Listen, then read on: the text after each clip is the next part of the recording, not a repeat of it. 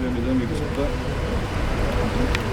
изключително съм развълнуван, няма да го скрия, защото си спомням първите часове на трагедията, когато обаче хиляди хора протегнаха ръка, водени от сърцето си, се отзоваха и във всичките останали дни бяха тук заедно с хората в най-тежките моменти.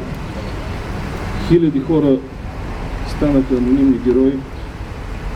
Този символ, който е пред вас, това е нашата благодарност към всеки един от тези хора.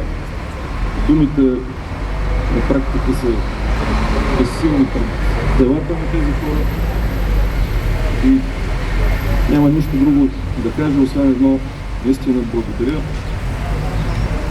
на всички, които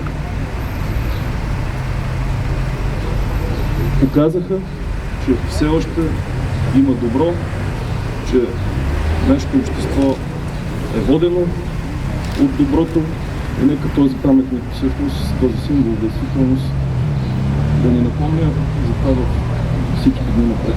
Благодаря още веднъж.